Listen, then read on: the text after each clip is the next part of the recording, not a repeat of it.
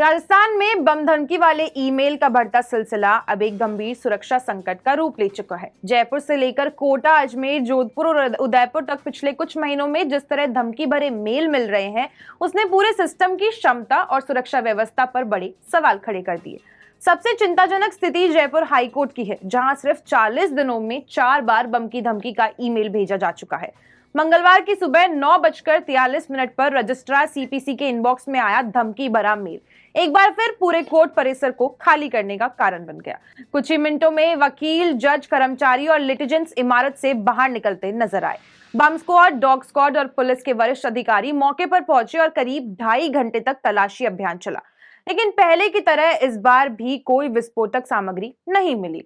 High court के वकील आनंद शर्मा ने नाराजगी जाहिर करते हुए कहा कि बार बार हो रही इन धमकियों से अदालत का कामकाज बुरी तरह प्रभावित हो रहा है और वकील व जज असुरक्षा के माहौल में काम करने को मजबूर है, जबकि पुलिस अभी तक ईमेल भेजने वाले का सुराग भी नहीं ढूंढ सकी।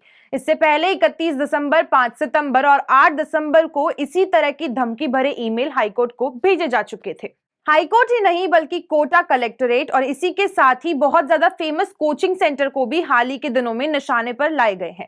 2 दिन पहले मिले धमकी मेल ने कोटा प्रशासन को अलर्ट मोड पर डाल दिया, क्योंकि लाखों छात्र कोटा के कोचिंग संस्थानों में पढ़ते हैं।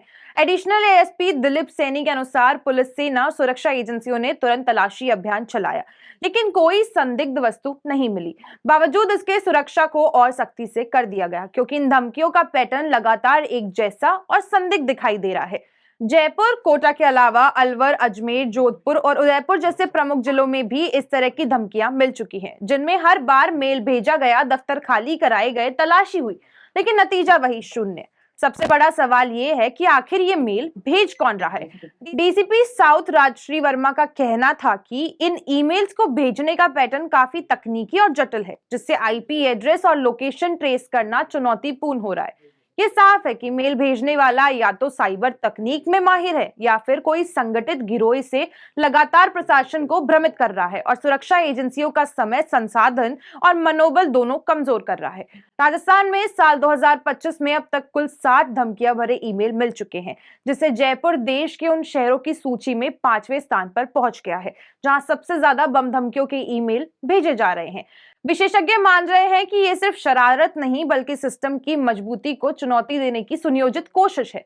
एडवोकेट दीनदयाल खंडेलवाल ने साफ कहा कि साइबर सेल को अत्याधुनिक तकनीक और संसाधनों से मजबूत किए बिना इन धमकियों का असली सूत्र पकड़ना मुश्किल है। इसके साथ ही प्रशासनिक इमारतों में प्रवेश निरीक्षण, मॉडर्न निगरानी सिस्टम और लगातार मॉनिटरिंग की भी जरूरत है।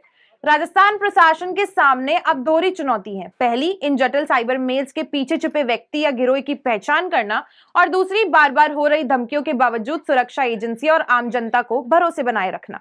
इन बढ़ती धमकियों ने आम लोगों में असुरक्षा की भावनाओं को गहरा कर दिया है। अदालतों का काम रुकता है, कलेक्ट्रेट खाली होते हैं, छात्रों में डर फैलता है और हर धमकी के बाद एक ही सवाल गूंजता है, क्या अगली बार ये धमकी फिर फर्जी होगी या कोई ऐसी घटना सच हो जाएगी। राजस्थान के सामने अब साइबर सुरक्षा से लेकर ग्राउंड सिक्योरिटी तक सभी स्तरों पर एक नई और कठिन लड़ाई खड़ी हो चुकी है, जिससे बेहद गंभीरता, तेजी और तकनीकी मजबूती के साथ ही जीता जा सकता है।